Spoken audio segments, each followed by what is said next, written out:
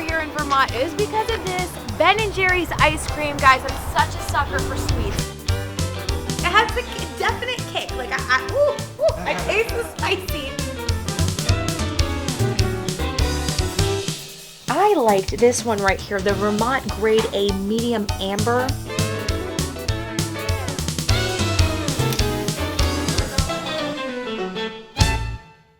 So honestly, the reason we're here in Vermont is because of this Ben & Jerry's ice cream. Guys, I'm such a sucker for sweets. I just can't help myself. You probably knew that it was made here in Vermont because they do a lot to push forward this state. They take a lot of local products here. I'm going to show you where the factory tours are.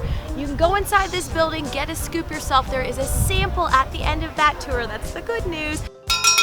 We have tickets for the 3:30, please. Move on in nice and close here, folks. Once you're inside, you get to see how the process is made. It takes about 7 hours from start to finish to get the ice cream into the form that you and I love and enjoy. So it's a pretty cool tour in there. Like I said, you do get a sample at the end. Now the part we've been waiting for to taste the ice cream. This is called Milk and Cookies. I swear, all I've been doing on this trip is eat, and it's really good. Welcome everybody to the Flavor Room.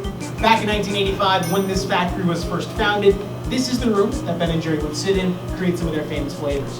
Flavors like Cherry Garcia, Chunky Monkey, New York Super Fudge Chunk Chocolate Chip Cookie Dough, all those flavors and many more created right here in this room. Ever wondered where your favorite ice cream ranks in the top selling? Right here, #1 in the last 3 months. Half Baked, no surprise there, followed by Cherry Garcia, and #3, Chocolate Chip Cookie Dough. Now these are the top selling pints in the US that's over the last 3 months or so.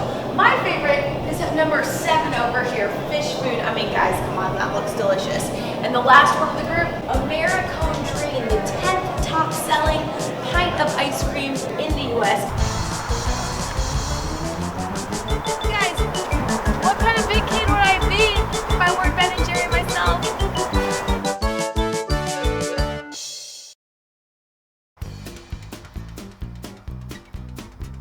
My name is Burr Morse. I'm the 7th generation of Morse family sugar makers since the first one arrived in the late 1700s. And not too much has changed since then. Take a walk up the Maple Trail and see for yourself.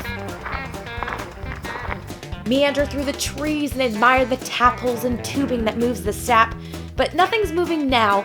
That really only happens when it's cold outside. It takes 40 gallons of sap to make 1 gallon of maple syrup. Now we're talking pure maple syrup as opposed to this junk you see in stores everywhere that's labeled maple flavored syrup. Once inside the store, you can taste it. I liked this one right here, the Vermont Grade A Medium Amber. And the best thing about this place is you get to try it and find out your favorite. Sweet tooth, love it. While inside, I met a Morse family friend who insisted I try his favorite frozen treat. So this is apparently a maple creamy? Right, a maple creamy, and only at the world famous Morse Farm can you get this maple. Delicious.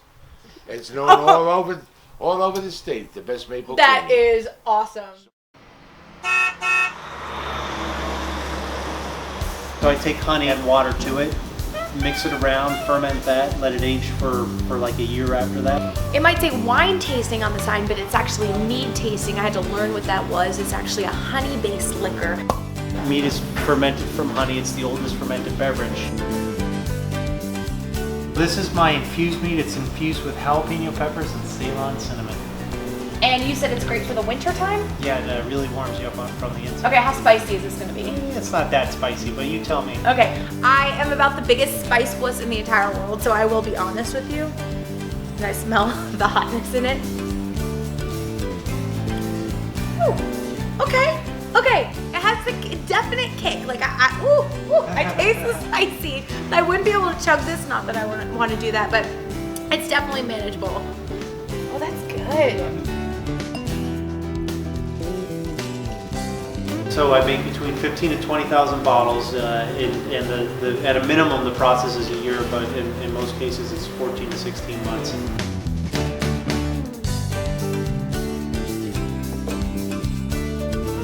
So you guys are from Germany? Yes. So how'd you end up here in Vermont?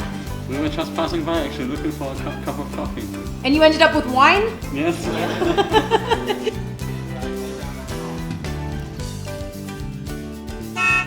how are you? What are you gonna do for you today? Just some travel Cheeseburger? Yeah. Scooping out burger. I use fresh burger every day for my hamburger. It's a number 8 ice cream scoop, which is a quarter pound of beef before it's cooked. $4.50? $4.50. Before food trucks were a thing, Thank you. Dave Stoll set up a food cart in Burlington. I've been here for 11 years. Church Street's a nice place. It's still a city where you can come and people say hi to each other and talk to each other.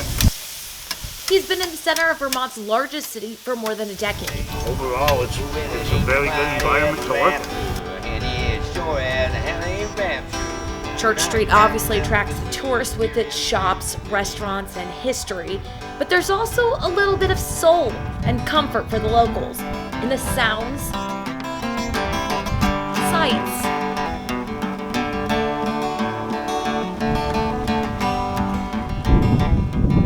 and tastes. He's got hot dogs, chili, hamburger, and real good quality food at a very reasonable price. I use real aged cheddar cheese sauce. This is not cheese whiz. Anything that comes out of an aerosol can is not real food. I'm sorry. I agree with you there.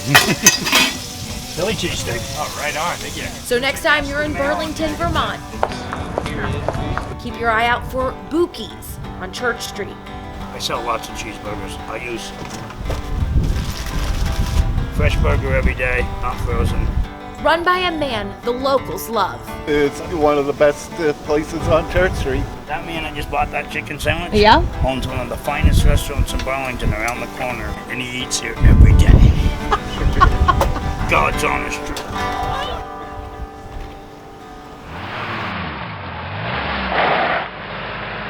When I think of the Mormon faith, Salt Lake City, Utah is the first place that comes to my mind, not South Royalton, Vermont, but indeed where we are. This is the birthplace of the founder of the Church of Jesus Christ of Latter-day Saints, Joseph Smith. He was born here, and that's where the memorial stands. On the property, there is an outline of where the cabin of his 6-member family stayed. It's very small, including the original stone for the front door. Also on the property is an obelisk. It is 38.5 feet tall, the same age that he was when he died. Joseph Smith was born here on December 23rd, 1805, and this memorial erected in his honor 100 years later.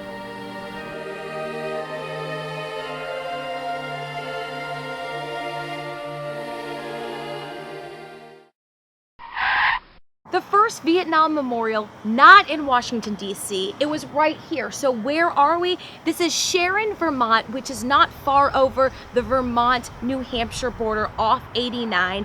We stopped here and found out this was actually erected and dedicated about 2 weeks before the one in Washington, D.C. opened. It is here to honor the 138 men and women from Vermont who died during the Vietnam War.